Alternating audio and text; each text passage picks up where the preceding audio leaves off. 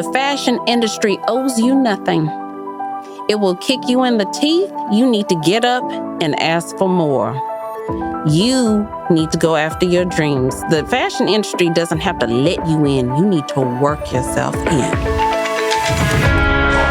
Hey everyone, welcome to Lone Startup. I'm Pat Kaloran, and I'm here to shine a light on Austin's most impressive entrepreneurs. From locally owned small businesses to global brands, Austin has an endless supply of inspiration. We sometimes just have to slow our scroll, take a breath, and listen. Let's dive in.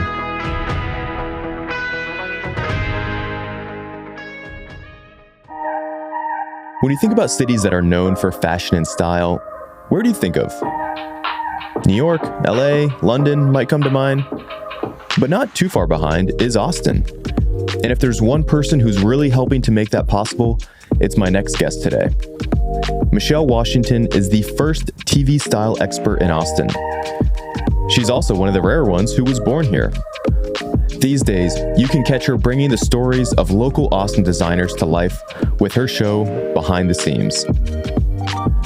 But today's story is about Michelle's, and it's one that will leave you inspired and in awe about the struggles she's faced and how she's come out on the other end stronger and more energized to live life to the fullest. Enjoy my conversation with Michelle Washington. I guess to start, I know obviously you're born in Austin. You were born on the East Side, right? Yes, East Side, born and raised. Yeah. So what was, for people, that weren't in Austin, even 10 years ago, what was the East Side like when you were a kid? Oh my goodness. East Side was community driven. And in some ways, it still lives through us that were a part of the original community. Mm-hmm. The last, you almost want to say the last of those from our grandparents' days. Mm-hmm. But there wasn't all the shininess that there is right now. Yeah.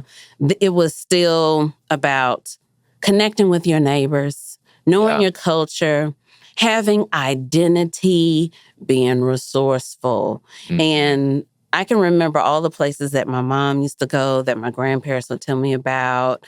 The jewel of the town was at that time the high schools, because the high schools were entertainment. So the old L.C. Anderson High School, the Friday night football, the parades, and my mom was a twirler that would wear the sequins outfit and the boots. So maybe I get some of my razzle dazzle from her for sure. Yeah, so it sounds like you might have gotten some inspiration from your mom with the razzle dazzle. Was she pretty into fashion and style, like growing up? I had no idea how much my mother was. She actually would make some of her clothes. And then I had grandparents on I think both, mainly on my father's side, where my grandmother made clothes for retail stores. Oh, cool. So at some point, when you were a seamstress, you were getting business from stores because they needed size runs. So I had it, honestly, on both sides. We're talking about making your clothes out of curtains and parchment paper, using the pattern or even the newspaper for a pattern if you needed to get something original. Oh, wow. So you had to be creative. Yeah. There weren't those designer stores hanging out on the corners of the East Side. Right. So you had to say, okay, I can make this work. Yeah. Yeah, so you definitely had some influence on both sides of the family there. And I think I saw from another podcast, and I had to look her up, full disclosure, I wasn't sure who she was, but Elsa Clench was somebody that I think was, as a kid, you watched her show growing up? Elsa Clench, when I hear it, I have to have a moment of silence. Oh. Elsa Clench, still to this day, who do you want to be when you grow up? She brought fashion into my life. First, of course, that was Barbie, but realistically, when it was Saturday and it was time to watch TV, that bowl of Cheerios, and I would scoot up to the front of the TV. It wasn't on cartoons. It was on Elsa Clench, and she would be all over the world. This is Elsa Clench in London, Elsa Clench in Milan, bringing you the top designers, and you're watching these statuesque models just sashay, as my mother would say, sashay down the runway. And you're like, where is she going next? Wow. Yeah. So I didn't have to go anywhere. Elsa transported me to all those different places of fashion. Yeah, that's amazing. So she put that bug in you early, huh? Absolutely. And so do you remember like from that kind of moment, once you saw Elsa Clench and were really, mesmerized by her and what she did, was that like your dream job from an early age? Was, hey, I want it, whatever she's doing, I love, if I can figure out how to do something in that world, that's kind of my calling. I had to have, so my first fashion client was actually my mother. So I had something to experiment on, which were all of my Barbies. And I would see all of the fashions from Elsa Clench. So then I had my scrap pieces of fabric. I was like, okay, Yeah. I didn't know it was called draping. So it was tiny draping on a Barbie. Let me put this, let me tie this. I couldn't sew at that time. So I'm just like wrapping ropes and yarn around. And, oh, look at this. This looks like what Elsa was showing me in Milan. Right. And then my mother is waking me up in the morning, Michelle, does this go with this? What do you think of that? Yeah. I had a client who I wasn't charging, so she was getting free fashion help, and she didn't know that she was grooming a baby fashionista. So. Mm-hmm. Yeah, that's so funny. And it's so, Barbies, man, they have endured decades of for kids. Even my daughter still plays with a Barbie, and I think the Barbie set is from her grandma, and it's the set's like 50 years old, and she still just loves putting on the different jackets and things, and she's really into, obviously, dressing herself. She's 3 years old right now, almost 4, but she's very into her style and everything, and it's so funny to see her create a style at such a young age. I'm a kid. I can't really recall being 4 and knowing what I was into from a style standpoint, but I feel like my daughter's really interested in it, into it, right? And it gives you a different kind of, like, even as a kid, I can see the confidence it brings her when she gets to pick out what she wants to wear and wears that out into the world. It's like, it's now like, oh, okay, this is a bigger deal than I realized, right? Yeah. Like fashion and your style is such an important part of who you are. Exactly. And I know you've talked about that, kind of the difference between style and fashion. Can you kind of explain that a little bit, and just like how you see the two, the synergy between the two terms? And for people who aren't familiar with, the fashion world, how do you define fashion versus style? Fashion is the zeitgeist of the times. What is going on? What is the influence of the community from internal and external? Mm-hmm. But style, that is you. You can't buy style. You are the style. You are the expression. No one can copy you. They can try. They can try to duplicate the secret sauce, but you are you. And that comes out in how you dress, how you express. I didn't mean to rhyme all the time, but yeah, it sounded great. Just flowed out naturally. No, I love that. So let's go back to, Austin. You had the bug for fashion. You obviously wanted to do that for your education, right? Going to college, you really wanted to go to fashion school. What did that look like? I know you, just getting into fashion school was a whole journey for you in itself. Can you kind of take us back to that period of your life? Well, it was Baylor University, and I had a choice. I could have gone to a place that was a special vocational artistic school for fashion, or, as my mother said, you are going to get an education. So there was going to be mathematics and science and all that behind fashion. Little did I know, fashion was all of those things, is all of those things. Fashion is mathematics. Mathematics is involved in fashion. Patterns, different colors, hexadecimal codes, all those things. Yeah. So it wasn't that I was going to get something more going somewhere else. It was, you have to understand that the industry that you're after is not far away from the things that are a part of your basic skills of learning. And I didn't know that. Yeah. So it was one of those sneaky lessons my mother was giving me.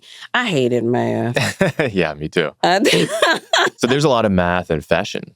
A lot. And I can't say that it was one of those things showing up as my favorite subject until it came in collision with the fashion industry. It's like, you have to do a pattern from scratch.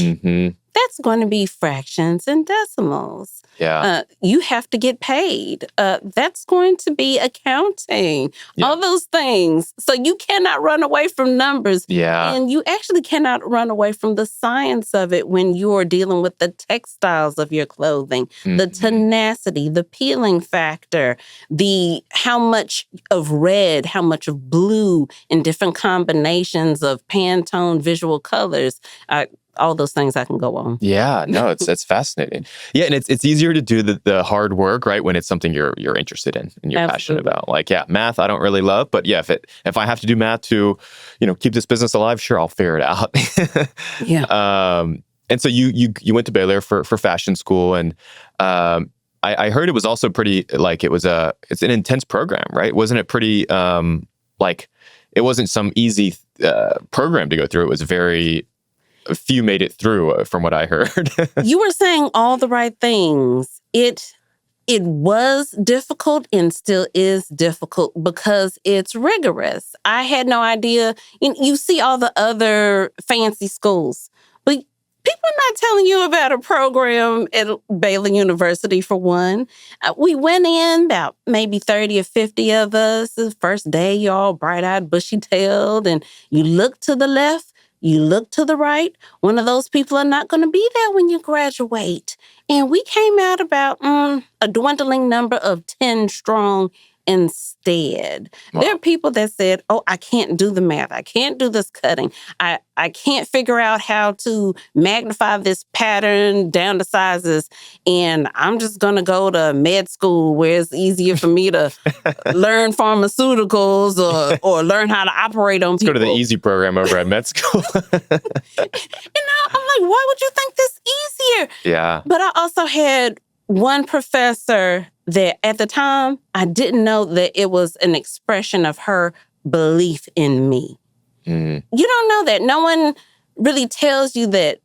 It's not that they shouldn't. It just didn't happen that way, where your professor is leaning extra hard on you in the lessons because they're like, I see something in you, but you're not bringing it out. So Dr. Lusk, now Dr. Lusk Emeritus, she leaned so hard. She was, and still is just beautiful, tall, statuesque, like B. Arthur. Every time I looked at her, I just thought B. Arthur. This beautiful flow of gray hair and these shoulder pads and all these things. Yeah. And I remember the first day of pattern design class, she walked in with this gorgeous dress from France. She was just delicately putting it on the mannequin, rolled it to the front of the room. And she said, there's paper in front of you, tools. You have 1 hour to draft the pattern. Oh my gosh. And I hated math. Oh, I was about to cry. I wanted to cry. I think I did go back to my freshman dorm room and cry. And of course, I'm going to call home like hell. Yeah. They throw you in. Man, it's like boot camp for the fashion world there. Throw you in, and I decided to work study to get more education instead of just in the classroom. So I had to help other students with their patterns, other students with, at the time, the digitizing system of, at that time it was called microdynamics. So it's changed face and it's no longer that name anymore. But it was the introduction of putting technology into fashion. So I'm like, okay, the classroom is not going to be enough. I need to go learn how to do it outside of class. Right. So yeah, wow, it was intense. Yeah. When you were at Baylor, was your kind of thinking, okay, when I graduate, I got to get to one of the coasts to really get into fashion? Or like, what was your sense of where Texas was at from a fashion standpoint back then? Were you always kind of like, I got to get to New York to do what I really want to do? At the time, there was nothing in Texas to help me progress in the career. So all I could think was, okay, where's Elsa? Okay, she's in New York, showing during Fashion Week, interviewing Ralph Lauren and everyone else on the runway, Bob Mackie. So that's putting your head automatically, the fashion district, all the things are there. So, of course, I hopped on a plane, got over there, and it's a whole new world, as you know, just a whole new world. You're not ready for the apple. Not at that age. It'll hit you pretty quick, yeah. And I know it hit you particularly hard because I think what I hear you were thinking you were walking into a friend's apartment to stay when you moved there, and that was not the case. It was not the case. I'd have to say the whole experience humbled me. You hear all the great tales of how people get to New York, and that was not mine. A college friend had moved there ahead of me, and we had kept in touch, and that person was like, oh, you gotta come. And I had money in my pocket, just finishing my internship, ready for a fresh start. Applied to a job, though. I did apply to a job, thank goodness, before I got on that plane. Got off that plane, found out she was living in her car. Man. So her homeless became my homeless. She encouraged me to come, never told me about her living situation. So now... Did she have like a reason? Or is she like, hey, I just got kicked out of my place? Or did she kind of blindside you? I'm sure that took a toll on the friendship a little bit, right? Was that... it had to have been pretty awkward to walk into that. I was more concentrated. I was stunned. And then I became more concentrated on my survival. Yeah. Like I walked into this blindsided.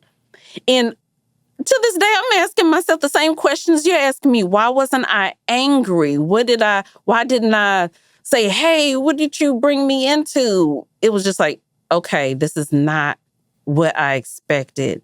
And I could have called my parents. I could have called home and said, oh my gosh, get me out of this. Mm-hmm. But something said, stop. This is now your problem. You walked into this. You solve it. Yeah. Find a way. Time to put on your big girl jeans and figure it out. And so I endured it for a year of homelessness in New York. And what did that look like? Were you guys in a car for a lot of the time? Were you, what did homelessness look like for you during that year? For her, it was, and she thought it was progress, to move from a car to a condemned building.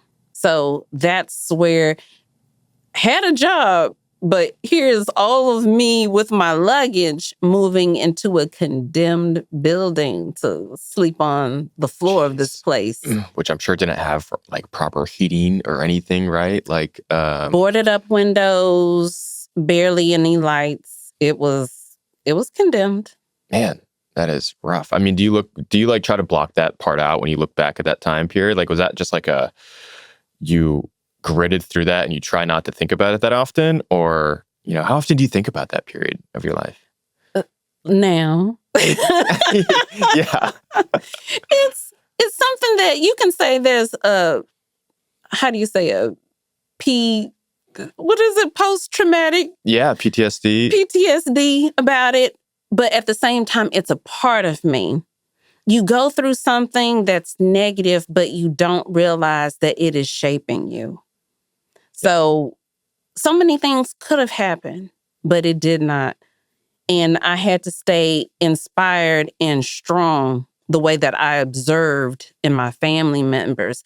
You don't know why you're looking so hard at people that are showing you strength as you're growing up. And later you find out that's why they're strong. This is the strength that I have to tap into because they showed me how to be strong. Even though it's easy for me to pick up the phone and say, look, help. I'm like, no, this is my time to be an adult and show them that I can do this. So they found out later, much later, but I wanted to make my mark. But I was leaving, going to a job. Yeah. But even my job didn't know. So hop on the subway, ride all the way downtown Manhattan to my job, go back to the condemned house, back and forth. Man. And what were you doing? You were doing, you had a fashion job that you had gotten? I had a fashion job. And inside that tall building in the heart of Manhattan, it was a bank in there. So what did I do? Every time I got that paycheck, I went right downstairs and I deposited that check and I saved and saved because the goal was move to an actual safe place. And that happened. Mm-hmm. Yeah, what was that moment like when you finally got a place that you felt safe in? Like, can you remember where you were in New York? Like, what part of New York did you end up getting a place? I was in Astoria, Queens. I was like Fran Drescher. Nice. That's awesome. I even picked up a little bit of the nanny qualities. Yeah. I believe at that time I was into experimenting with my hair. My hair was shoulder length. I even put a blonde stripe up front, had the thick platform shoes. I was doing all of the Queens Astoria things. It was just a new lease on life to say, okay, I made it through this. Mm-hmm. And now I have an apartment I saved, and it's a different feeling, when you're a young person and you hit a milestone, you turn a corner. Yeah, I'm sure that was a big corner, right? And did you finally feel like at that point where you had at least your shelter situation, like, figured out where you could now I can really immerse myself in New York and I can really, find who I want to be here in this city? Did it feel freeing to finally get that figured out and now I can really chase my dreams in New York in a bigger way? Did that start to happen after that part of your life was figured out? Exactly right. When you feel that you can get some safety, your shelter is a big situation. Then, yes, I can explore this. I can see what New York's about. I can go after all of the different fashion design jobs. And I did. It was wonderful. I was working for so many different brands. It's when you have your youth at your height and that energy, you know how it is. You can just, here. Yeah. I don't have to sleep. I can draw all night. I'm going to go to this fashion show, that fashion show. That is the heyday of Bryant Park, when the fashion shows were still in Bryant Park. And you could just walk from your job across the street as if you were going to lunch, and you could mingle in the crowd. You could see some celebrities. Yeah. So it was, man, I'm in Elsa Clench's world, finally. Yeah, that's amazing. And you were there about 10 years, is that right, in New York? 10 years. Kind of flew by. It was 10 years in New York, and I had found my stride as a technical designer. And then all of a sudden, something so unexpected happened while I was there. I think I had decided I would stay longer in New York until 9/11. Mm-hmm. Yeah. So that was, you left shortly after 9/11.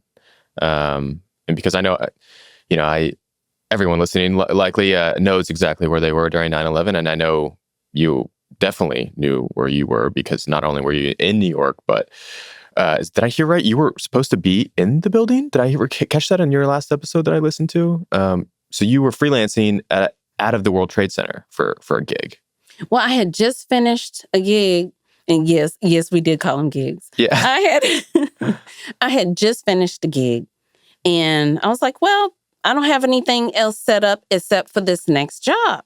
So when the day before, I called my headquarters of my freelancing office, and they said, guess what? This job is no longer needing you to come in at the World Trade Center. And I remember being worried about it in the first place, because I was thinking, I don't know how to get to World Trade Center. All my years that I've lived here, I've never gone. I don't know how to get there. Let me leave early, get yada, yada train, leave early. Yeah. So when they said, oh, sleep in, I did. So here I am the next day, I'm sleeping in, but then my phone is ringing like crazy. And I'm like, I'm just trying to get some extra Z's, and I pick up, and it's my mom, and she's so frantic. And she's like, I could not get through. And she thought I was at that job. And I said, no. At this time, they didn't need me to go in. She's like, turn on your TV. And I did. And I said, what kind of movie is this? Why you want me to watch this movie? And she says, that's not a movie. This is what's happening. I thought you were there. Man. At that point, when I hung up with her, I couldn't get her back on the phone again. The phone lines were tied. The same with the internet lines. But chats were getting through. So I had a friend that was still downtown, and he has military experience, military background, but he was a designer. He walked and ran through the park. And I said, why did you do that? Why didn't you just get on the subway? He's like, no, can't get on the subway. If anything happens, public transportation is compromised. So I could hear him talking in his military training all over. And he wearing dress shoes, not tennis shoes. And he's like, I went through certain areas of the park so I couldn't be seen aerial. I'm like, why? And he's like, if anything had happened, I didn't want anyone to be able to see or spot me if anything landed on the ground. Still, he's talking in military training. He went at least from the 40s and 41st Street all the way up to the 100s. Wow. Walking and running. And at that point, he just stopped at my apartment. That was as far as he could go. He was just on the steps, just tired. And I said, why did you stop here? He says, I can't go any further. He's like, you don't know what's going on down there. Yeah. So. Wow. I can't imagine. I'm sure that took a long process and time for you to just, grieve that whole situation and having had that close of a call being there. Again, you've had some traumatic experiences in New York, albeit I'm sure overall you look back at New York as a great chapter of your life. You had some pretty tough situations to deal with there. And so did I hear that you got on a plane and went to France? At what point, how long after 9/11 was that where you eventually did end up leaving? It was, I'd say, possibly 6 months. I was looking for a sign to stay or to go. I was frozen in my fear. But every time I looked around, you know how you just look up and say, show me a sign. There was another sign. It said, go.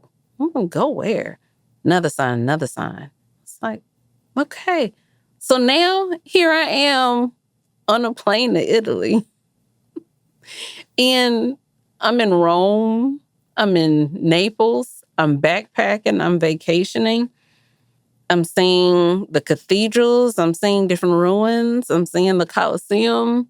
And I'm being inspired. It felt good to not be in that and not be able to move my mind out of a place of fear. But that's where more fashion inspiration came from. Yeah. Was going to Italy. Yeah. Yeah, because, we'll get to it, but your current line of fashion shoes, right? It's all made in Italy, right? Yes. All made in La Marche, Italy, which is the high-quality shoe district. Nice. That's awesome. So you went to Italy, you got some good just exposure to different styles, and it sounds like it, inspired you, and it was probably, I'm sure, also probably a therapeutic trip for you, having just gone through, that 9/11. So how long were you in Europe? Eventually, when you came back, did you go back to New York, or what did coming back to the States look like? Well, I went back to New York, but it was to get my things and leave. It was time to go. But it gave me direction.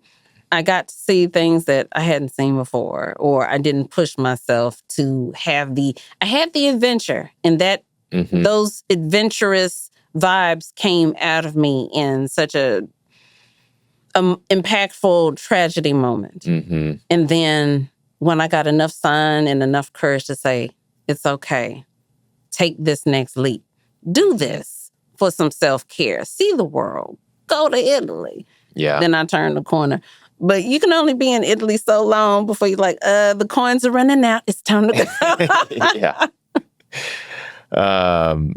And so when you came back, what were you? Did you have like kind of a dream job or like path you were trying to get on there, or what did your freelancing kind of life look like when you got back? I don't think at that time I planned a career.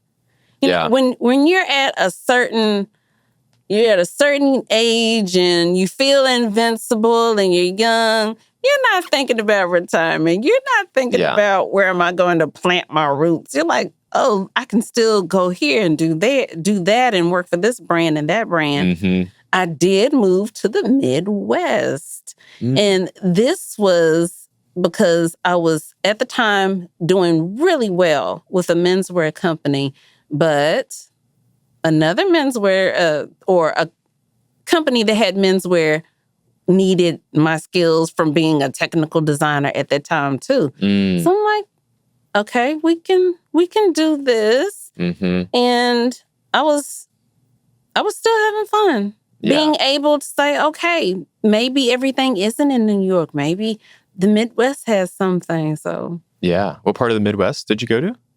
Columbus. Nice. No, that's great. And so then at what point did you come back to Austin? Was that much later? When they say your inner GPS kicks in, so my homing beacon kicked in because I had spent so much time away from home. Yeah. I was like, you know what? Maybe it's time to go home. At first, when you're a kid and you're in high school, that's all you're trying to do. You're trying to run away. Yeah. You're trying to stretch your wings, be your own person. And then all of a sudden, you're like, home is popular with everyone. People are moving to Austin. What's going on? And then they started saying, well, we're getting fashion here. We're getting places that teach it here. And I'm like, well, where was this? Yeah. Where was this when I needed it? So yeah, it's like, okay, if people are bustling to get to Austin, I guess I should go too. Yeah. So yeah, because I guess when you came back, what was your initial reaction to the Austin that you were coming back to? Were you pretty blown away? Were you like, okay, you guys are right. There's a lot of change that's happened here. Fashion is maybe a bigger part. South by is blowing up. Like, were you pretty shocked at the Austin that you came back to? Very shocked. We're talking about 10 years away from home, maybe 15 even. You come back and so much has changed. Some of the places that were historic sites, they had now new shops next door to them or a pizza place or just anything. You're like, well, this wasn't here before. What's going on? And all you can do is play catch up to all the news of what is happening, what's been bought, what's been sold, what's growing, what's hip, all those things. And as shiny as East Austin has become, and change is good, it still isn't the soulfulness that was ingrained in the community. But you can't take that soulfulness out of the people that lived around the historical vibrance of the time. So it's there, but then it's not there. But when I say it's there, it lives in the people. It lives in us. So. Yeah. Yeah, and when you came back to Austin, was that when you started to then really create a brand around yourself? I feel like eventually you became the TV style expert, and you kind of you coined that term, right? And you were going on air on local news and other outlets, and bigger national outlets to talk about style and fashion. Was that when you came back to Austin that you started to really create more of a powerhouse brand behind what you were doing, and not just doing some of the gigs here and there?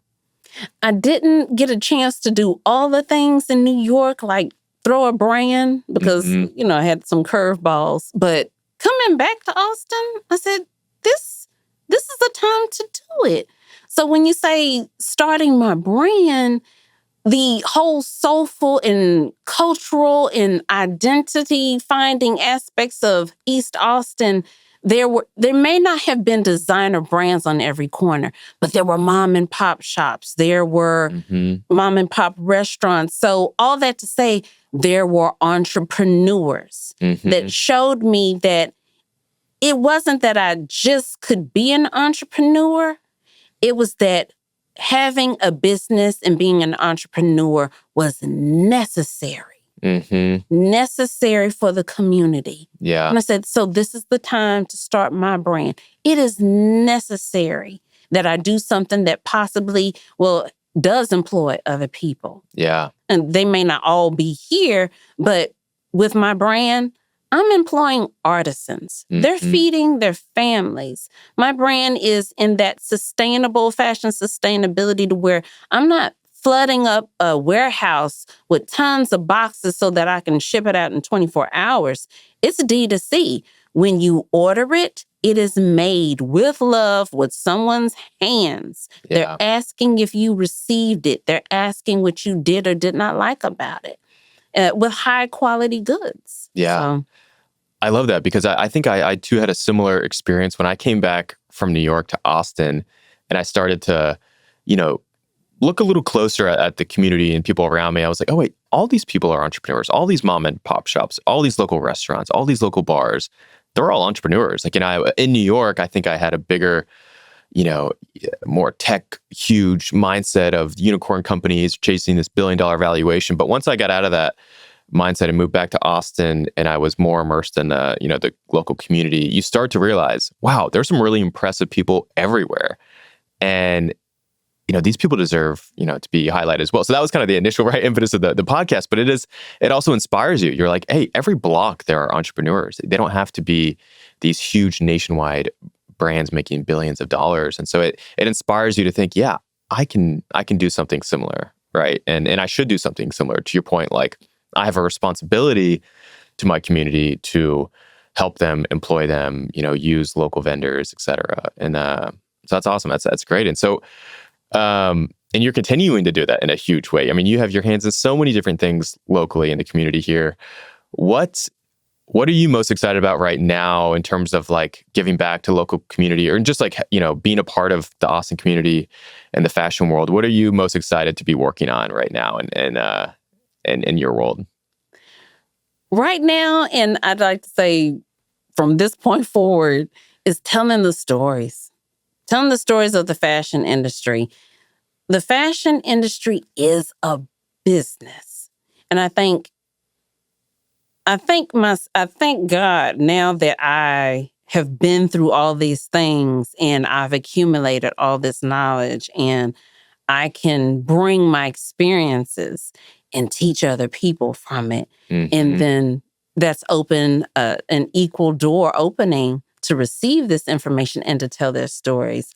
Yeah. All that being said, behind the scenes is plug. Behind the Seams season 2 coming this spring, right? Yeah. Nice. It's what I'm excited about. I have a chance to employ people, give people skills, and tell people stories. Mm-hmm. I think a lot of times when we look at TV, or when the general audience looks at the TV, they are entertained. They're like, oh, such and such show. Look at them fighting in the pattern making room, and, reality TV. Mm-hmm. You have to, people have ratings. Yeah. And it's like, okay, if you can understand that that's really for TV and people need ratings, then surely you must understand that people are actually live and breathe and work in this industry to feed themselves. Mm-hmm. Like, you have the tech industry, you have advertising industry, you have fashion is an industry too. Mm-hmm. Someone learned to be a pattern maker and now they're doing suits, and they have life struggles. No one knows about it. Yeah. And time and again, I hear people say, oh, I'm not into fashion. I'm like, oh, really? So you have socks, you have T-shirts. Mm. Do you think that someone in the apparel industry is not related to making those things Mm-hmm. to hang on that retail shelf and you purchase it? That was somebody's livelihood you just bought there. Yeah. Yeah. Whether or not you have a crazy passion for fashion, it is part of your life in a big way. You can't escape it, right? Mm-hmm. No, I love that. Well, yeah, super excited to check out your Behind the Seams season 2 show that, like you're saying, highlights a lot of great stories of people in the industry. And you had a podcast that I know won awards. Hey, real quick on that, I know you won a few awards for your podcast. Like, what do you think you did well? What can you teach me? What's some advice you'd give to a podcaster on how to do it right? Like, what do you think is what are some of the skills you need to have when it comes to storytelling, whether through a podcast or your show? What are some things you've learned that have helped you, do it so effectively? Well, you're already doing it. You have a voice for it. Well, thank you. And the other thing that a lot of podcasters don't understand, which you do, which is you have to get to the heart of the story that touches other people. Mm-hmm. And you have to be willing to capture people's interest and somehow get them into the story, pull them into the story. And they need to walk away feeling that they've learned something. So you're an educator without knowing it. Yeah. Mm-hmm. No, and I loved, I learned a lot about you in the past few weeks, kind of, listening to your interviews and whatnot, but I learned that you also get your master's in education. And so you are a literal teacher, and you're in the fashion space. Why did you want to, I'm curious to go back to that real quick. Why did you end up wanting to get your master's in education, and how has that helped you in the fashion world? So I got my master's in education because I know I needed to prove something to myself. So you get into a creative space and people feel that creatives may not have this kind of articulation or this kind of thought process. And as I said before, there's math and science involved in this, not just 100% creative. And the final straw that did it for me was when I overheard a conversation and it was about me, and that's why I overheard it. And someone said, well, is she really that smart? Okay, that broke it. And I know I could have left that alone. I could have let that, how you say, roll off my back. Yeah.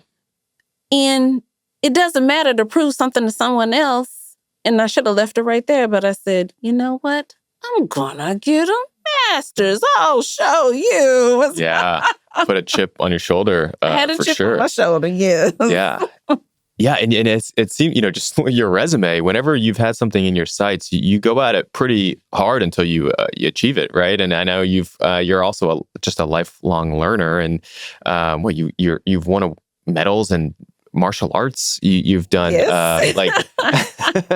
so nobody should mess with you.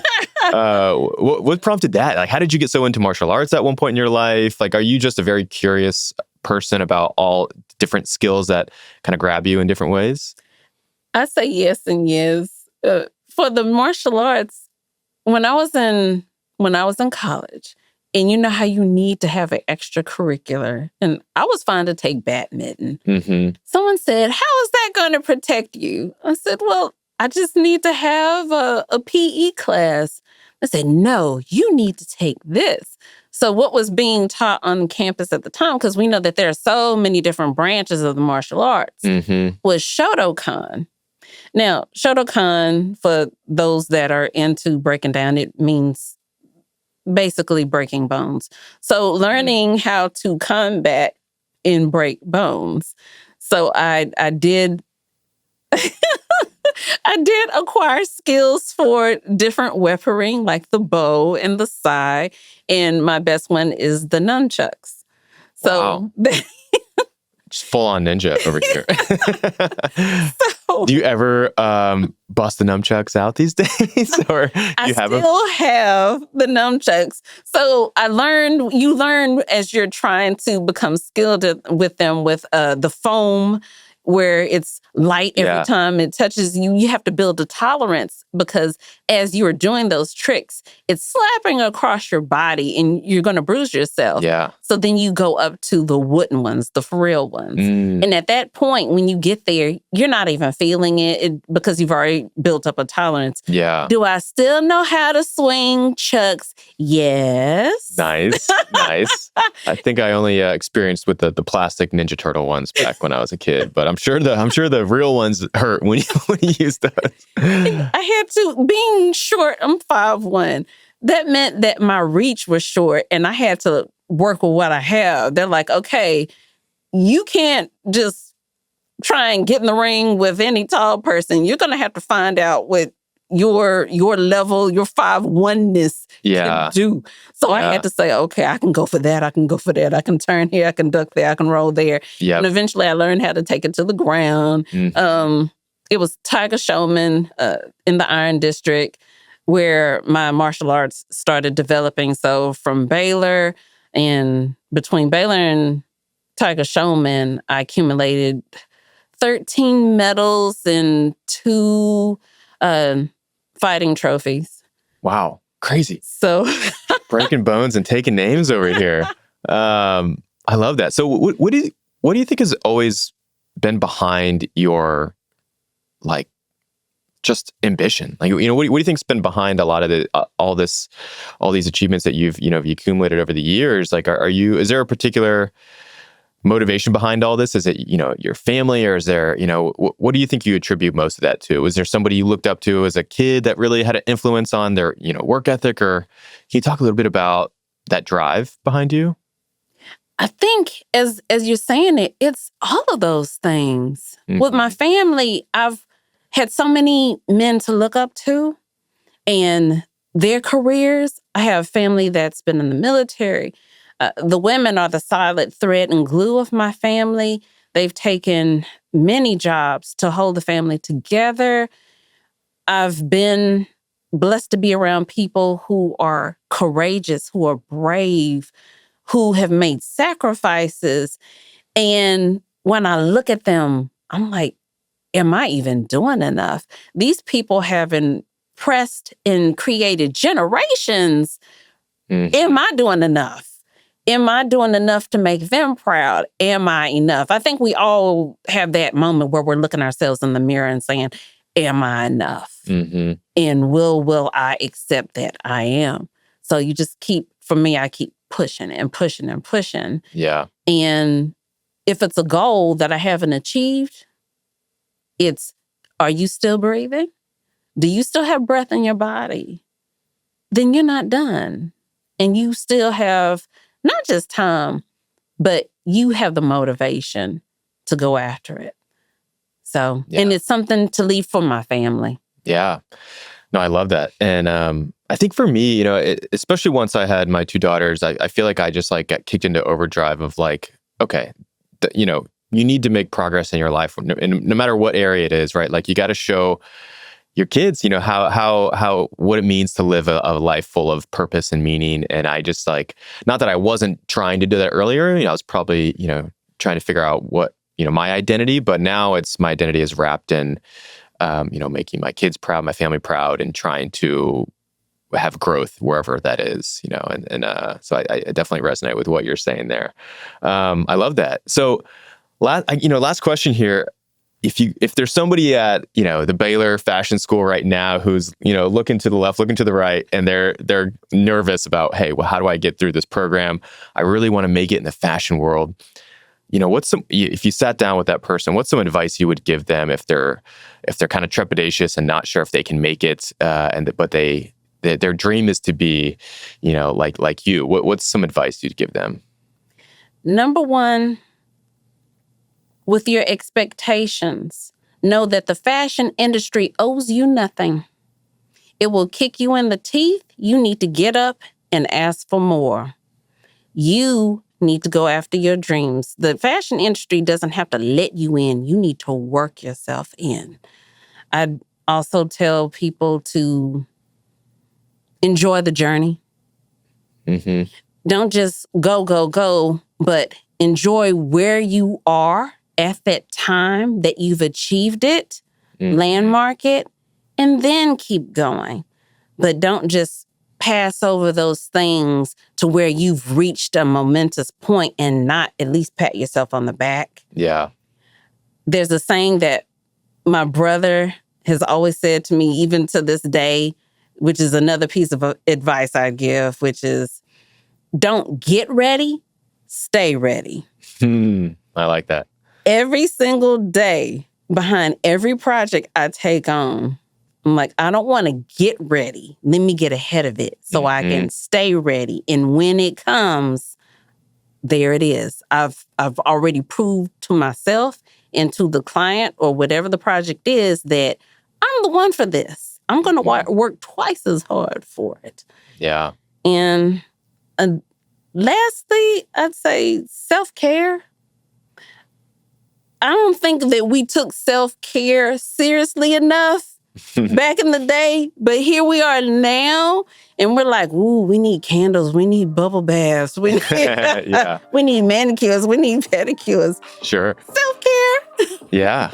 No, great advice. I love that. Well, Michelle, that's all I got for you today. I appreciate you taking some time here this morning. This has been lovely just to chat with you and get your story. It is so inspiring. And I think, going back to finding inspiration through others in your community and helping tell their stories is such a powerful and great gift to give. So I'm glad I could do it for you and excited to see all the stories you tell with Behind the Seams in the spring and everything else you do. So thank you so much. Oh, thank you.